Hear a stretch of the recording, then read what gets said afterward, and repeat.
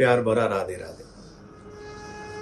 आज हम इस वीडियो में चर्चा करेंगे देवसैनी एकादशी की। देवसैनी एकादशी है, ये बहुत महत्वपूर्ण है। जो लोग एकादशी व्रत करते हैं उनके लिए भी, और जो लोग एकादशी व्रत नहीं करते हैं उनके लिए भी ये बहुत महत्वपूर्ण है वीडियो।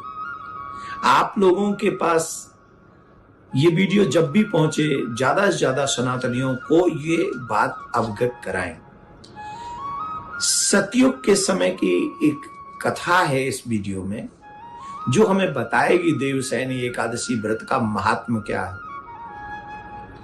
आप जानते हैं कि चातुर्य मास की प्रारंभिकरण, जो चातुर्य मास है, वो इस देवसैनी एकादशी के व्रत से प्रारंभ हो जाता है। देवता माने श्री नारायण भगवान चातुर्य मास के लिए योग निद्रा में शयन करने के लिए चले जाते हैं, और तब सृष्टि का सारा कार्य भूत भावन भोलेनाथ संभाल लेते हैं। भोलेनाथ ही इस सृष्टि का संचालन 4 महीने के लिए करते हैं।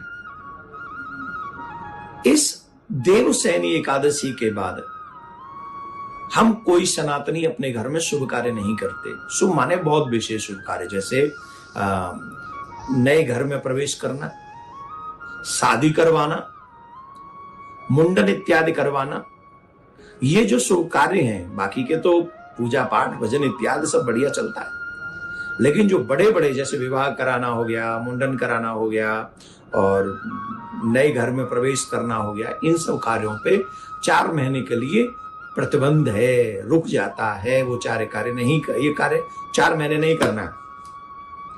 और इस एकादशी के व्रत से जो फल मिलता है वो बड़े ध्यान से हम सबको सुनना चाहिए। स्वर्ग आयु भूति कानेन तथा पापोपशांतये, अर्थात जो मनुष्य देवसैनी एकादशी का व्रत करता है उसे स्वर्ग की प्राप्ति होती है, उसे दीर्घायु प्राप्त होती है, उसे ऐश्वर्य प्राप्त होता है।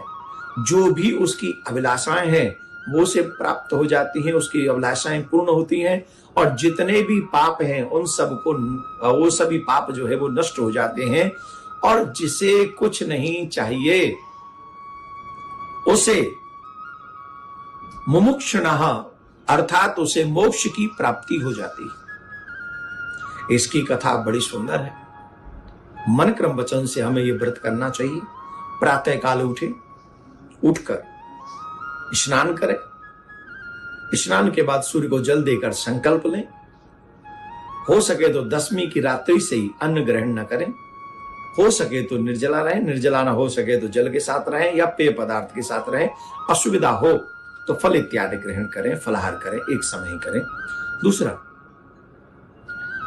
प्रिया प्रीतम के नाम का जाप करें, मीन्स लक्ष्मी नारायण की सेवा करें, पूजा करें। जितना हो सके सत्य बोलें, ब्रह्मचर्य का पालन करें, आदि इन चीजों की मर्यादाएं जो हैं उनका पालन करें।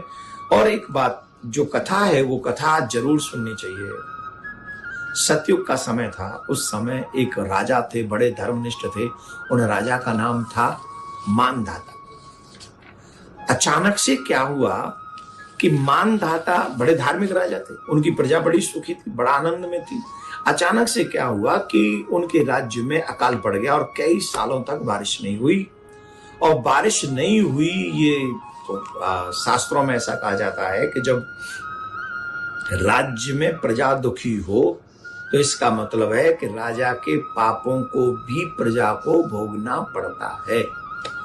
बहुत समय तक तो प्रजा ने सहा, लेकिन एक दिन राजा के पास में सब लोग गए और राजा मानधाता से प्रजा ने ये बात कही कि महाराज, हम कई वर्षों से दुखी हैं, अकाल पड़ रहा है और हमारे बच्चे भूख प्यास से तड़प रहे हैं, इसलिए कृपा कीजिए, आप हमें उपाय बताइए कि हम करें क्या। प्रजा की प्रार्थना सुनकर राजा ने कहा कि शास्त्रों में वर्णित है कि यदि कोई राजा अधर्म का अनुसरण करे उसका दंड उसकी प्रजा को भुगतना पड़ता है। मैं अपने भूत और वर्तमान पर गहरा चिंतन करता हूं, लेकिन मुझे फिर भी ऐसा कोई पाप याद नहीं आ रहा जो मैंने पाप किया हो जिसके कारण मेरी प्रजा दुख पा रही हो।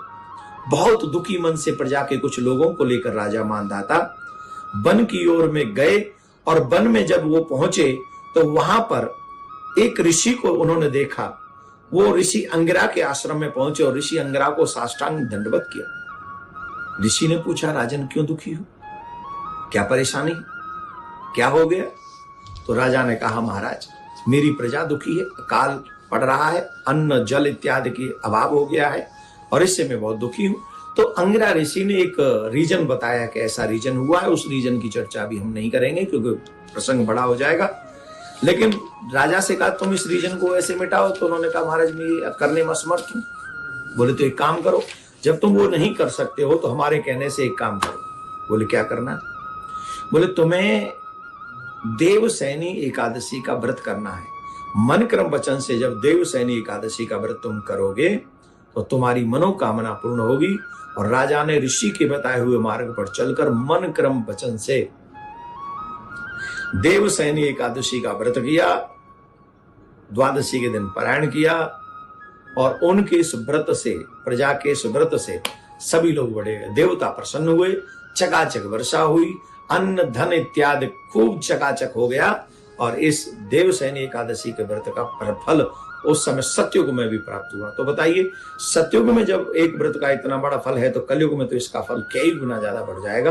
तो इसलिए हम लोगों को मन क्रम वचन से प्रिया कांजू की सेवा करते रहते हुए, मन क्रम वचन से भजन करते हुए, सत्कर्म करते हुए देवसैनी एकादशी का व्रत करना चाहिए, जो है 6 तारीख को, 6 जुलाई को देवसैनी एकादशी का व्रत है।